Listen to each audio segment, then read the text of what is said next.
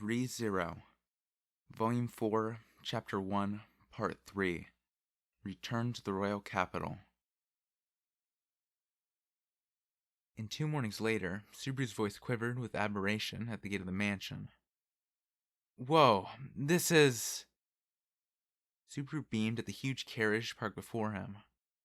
Of course, it was a land dragon that drew the carriage, but this one boasted a sheer size that put every other land dragon Subaru had seen to shame. He's so huge, and his scales are so hard, and his face is so scary. Amelia's lips softened into a slightly exasperated exhale at Subaru's exhilaration. He really is worked up like a little kid, isn't he? She shifted her eyes to Rem, standing by her side in search of agreement, but Rem gazed at the excited Subaru, enthralled. Subaru is cute when he gets like this. Do you not think so, Lady Amelia? Well, I do think it's cute, but... Subaru's been a bad influence on you, hasn't he? Amelia exhaled once again. Subaru, paying no heed to the girl's opinions, reached to touch the land dragon without a second thought and shouted in a strange voice. Hot damn! I'm so excited! I'm living the uber fantasy dream right now, aren't I? The land dragon's tolerance reached its limit around when Subaru lost himself in the moment and his touches turned to taps. A single sweep of his tail sent Subaru flying, spinning sideways. Several seconds later, Subaru emerged from the foliage, spitting leaves out of his mouth. What happened there? Subaru, land dragons are highly intelligent creatures. Even if they cannot speak, they can express themselves very well. That is why one must treat them with the utmost respect. Couldn't you have told me that a little sooner? Brushing the leaves off his body, Subaru observed the shockingly huge land dragon. It narrowed its yellow eyes and let out a long breath, as if saying, That's what you get for running your hands over me. During the exchange, he finally caught sight of the people he'd been waiting for. Roswell and Ram were coming out of the mansion. Hey there, what's up? You're late, aren't you? You're the one who set up the schedule, Roschi. The guy who sets the schedule ought to live by it, don't you think, Ram? I agree. Although I'm the one who woke you up today when you didn't wake up on time. You may praise me for it, if you like. Okay, alright, okay. That's enough, Rem. Subaru stroked Rem while urging her silence after her unnecessary addition. That earned him a sharp stare from Amelia, but he bore it as best he could and dragged the subject back to Roswell. So why were you late? Everything looked in order at breakfast time. Ah, so sorry. You see, with Ram staying behind, I will not be seeing her for a little while, yes? That is why I simply wanted to have a somewhat thorough welfare before our departure. Roswell adjusted his collar, raising a finger as he excused himself. Beside him, Ram hastened to ensure her hair and clothing were also in order, plainly in high spirits. Okay, let's pretend I didn't ask. She's really gonna stay behind, though? It can't be helped. We can't leave the mansion unattended, and Miss Beatrice is here as well, so I must look after her. It is troublesome. You put what you really think at the end, huh? Oh well, Biko would have it rough if you weren't there to spoil her. I might point out that if Miss Beatrice heard that, she might smash you into little pieces this time. This trip to the royal capital was for Amelia, a candidate for the royal selection, and Roswell, her sponsor. Subaru was going along for medical reasons, with Rem serving and guarding the other 3. The group totaled 4 people. That left Rem and Beatrice, who would presumably be holed up in the archive of forbidden books, remaining in the mansion. You gonna be here all by yourself, big sis? It's not easy keeping a mansion running all by your lonesome. You do not understand, Barasu. People can survive 3 or 4 days without food, after all. No plans to eat your own food? Huh? After Ram's lively, defiant statement provoked Subaru, she abruptly grabbed him by his collar and pulled him aside. Subaru's breath caught as her immaculate face drew close. Understand, Barasu? Keep a firm grip on the reins so that Rem does nothing rash. You're the one who always goes to the royal capital, right? So why is Rem coming this time? It is infuriating you're forcing me to state the reason with my own lips. Ram shoved him in the chest, letting out a hoof as she walked off. By the time she was gone and Subaru looked back at the dragon carriage, Rem was just about finished loading the luggage. It seemed the time for friendly banter had passed. It was time to get the show on the road. Biko didn't come to see us off, though. What a cold-hearted lolly. Subaru glared at the distant entrance to the mansion, cursing the absent girl. Of course, he'd expected as much, leading him to mercilessly tease Beatrice the day before so he could leave without any regrets. Still, without her around to say goodbye, their departure was a bit lonely, but... Oh. His eyes met those of someone covertly watching them from the entrance to the foyer, open just a tiny crack. For a split second, the person in the dress recoiled at meeting Subaru's eyes, but she immediately reopened the door so he could see her more properly. It was as if she was trying to hide her sullen, forlorn expression. Subaru waved at her with a little smile, thanks to her typical behavior. In response, the pale-faced girl waved at him like she was shooing him away. She returned inside a moment later, having fulfilled her duty to see him off with minimal effort. When he turned back, Amelia was looking down at him as she leaned out of the dragon carriage's passenger cab. Subaru? What is it? The others had begun to get aboard without him realizing it. Subaru hurried over and reached for the doorframe, but white fingers reached out to him right before he could take hold of it. Here. Subaru hesitated for a moment before taking her hand. She pulled him up as he entered the cab. Now that Subaru was aboard, Rem nodded from her perch on the box seat toward Ram, standing alone on the ground. She took hold of the reins. The land dragon began to gently tread forward and pulled the carriage along. Subaru poked his head out of the window to give Ram one final wave. Well, we're off. Let's both take care now. At least try to evade the blows if something happens, Barasu. I do acknowledge your talent. As a decoy. I'm good for a little more than that, right? Such was their clumsy early morning farewell. The land dragon accelerated, and their speed began to rise quite suddenly.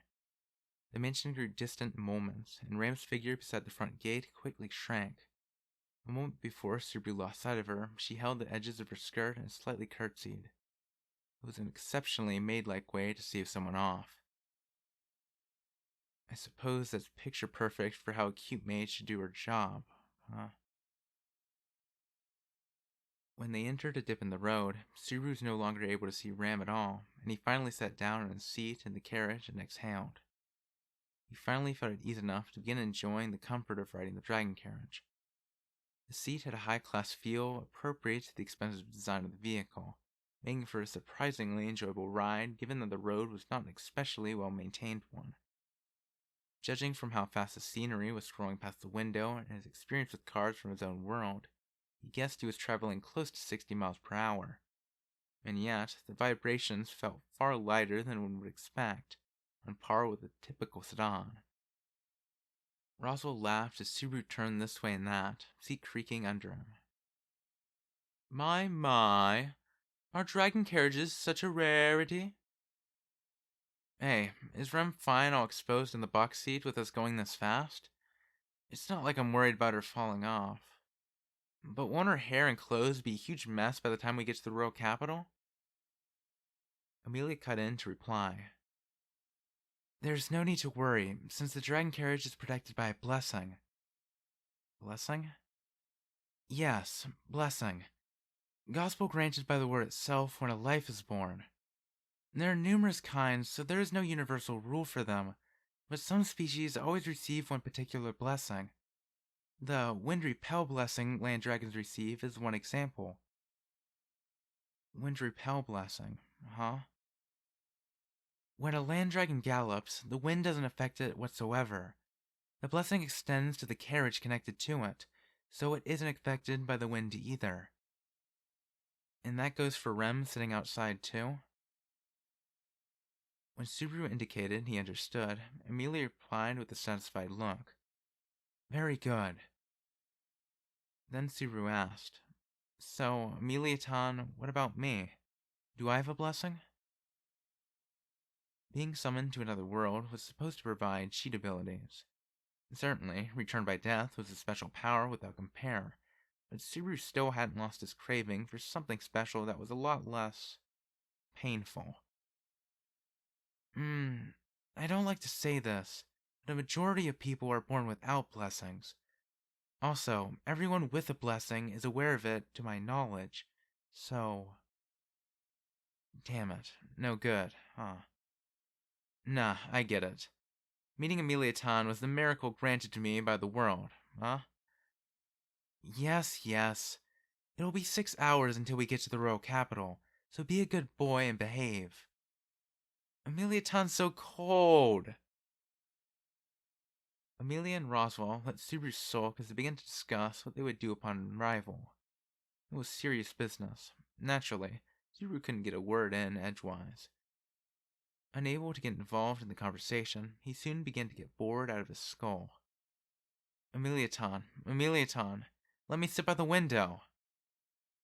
What's wrong? Ah, motion sickness, huh? It happens a lot to people who aren't used to riding.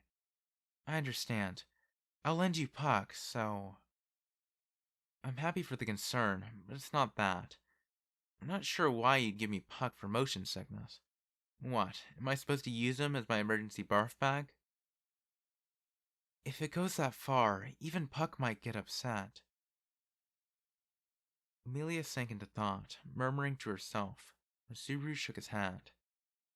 No, I just meant Amelia Town's too busy for me, so maybe seeing the scenery would take the edge off my solitude? At that point, a new voice cut in. Rem peered in through the small front window to the box seat.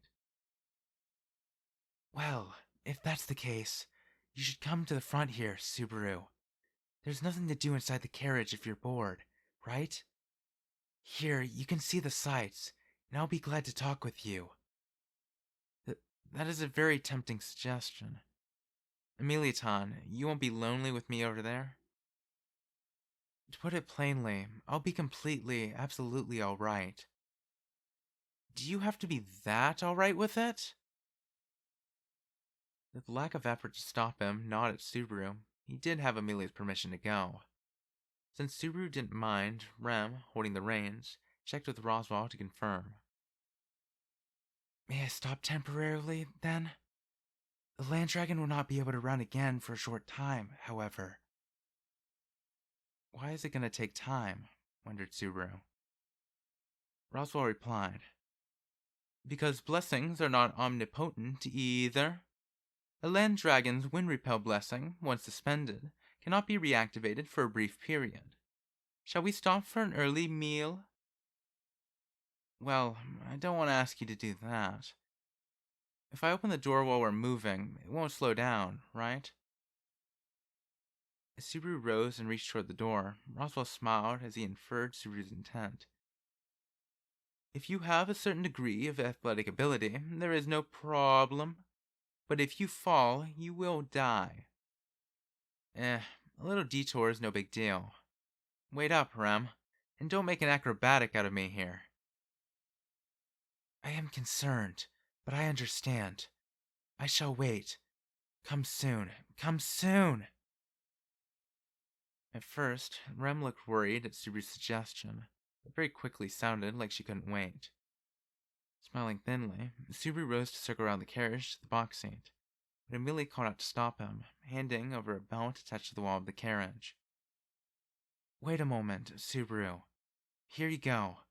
It's not that dangerous, so I won't stop you, but keep a good hold on this.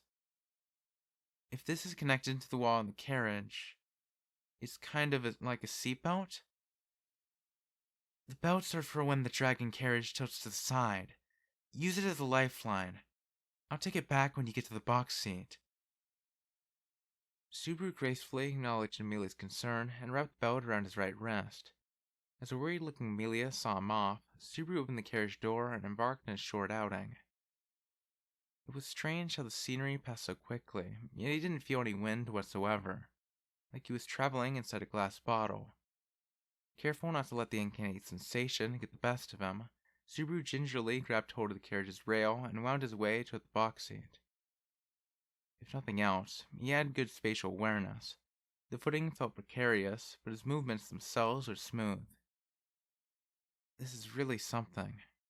So this is what having a blessing is like. Subaru took in the mysterious phenomenon of his current world as he suddenly regarded the whole situation objectively. The wind-repelled blessing affected the dragon carriage and everyone inside it. What would happen if something under the effect of the blessing touched something that wasn't? Feeling the desire to test his largely meaningless hypothesis, Subaru stretched his fingers up. Then, Amelia remembered something. Ah, that's right. Subaru, I forgot to mention. Please don't put any part of your body too far from the dragon carriage. You end up outside of the blessing. No way. The moment after his fingers grazed the air, wind slammed into Subaru's entire body so hard he thought his hand would be ripped off at the waist. The unexpected impact loosened his grip on the railing and thus the support, blowing him straight to the side. Off the dragon carriage, obviously. This is bad. Seriously bad. Oh man! The wind buffeted him until he lost all sense of up and down. He would have smashed straight into the ground, but the belt around his right wrist snapped taut. Subaru's body floated parallel to the dragon carriage. Pain racked his wrist until it seemed like it would tear off. His life was literally linked to Amelia's lifeline. The fierce strain and the unlucky turn had already blanked out Subaru's mind, but it had snapped up amidst the ferocious wind when the high-pitched sound of a chain reached his ears. Right in front of him, he could see a silver-colored snake with large, round, spiked head. I'm gonna have nightmares again. A moment later, the snake wrapped around Subaru's body. He raised a pathetic cry at how much tighter it was than he expected. His body was hoisted up just before it became roadkill. He floated up over the dragon carriage with ease. At the apex of his arc, the chain released him and tossed him forward. Subaru saw Rem at the bottom of his revolving world. She held the reins and her morning star with one hand, extending the other to Subaru to guide him down. As he realized that his life had somehow been spared, Subaru reflected. I'll live a slightly quieter life from now on. Subaru, saved from a messy landing, promptly blacked out. My first word from the reader in this book. My, has it been a few weeks already? I feel like I'm getting really good with these voices. Wilhelm was a bit rough at the beginning, I'm not gonna lie. I don't re-record that stuff because I would be doing it all day. But I do like how he turned out in the end, and hopefully I'm able to stick with that. Although, as you know, if you've listened to me for any length of time, my voices do evolve over time. I mean, Ram from a more high-pitched to lower, Rem being a bit more standardized. Honestly, both of them at the beginning were pretty awful. Amelia, I am very proud of my Amelia voice right now. I can switch to in an instant. Like, seriously, what on earth? I could never have done this before I started this.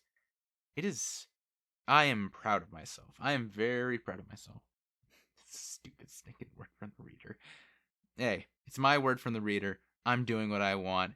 It doesn't have to be about the book. It can be about I'm bragging about myself. Lengthening the episode to 20 minutes. Anyways, I hope you enjoyed this chapter. I hope you enjoy what's coming in the future.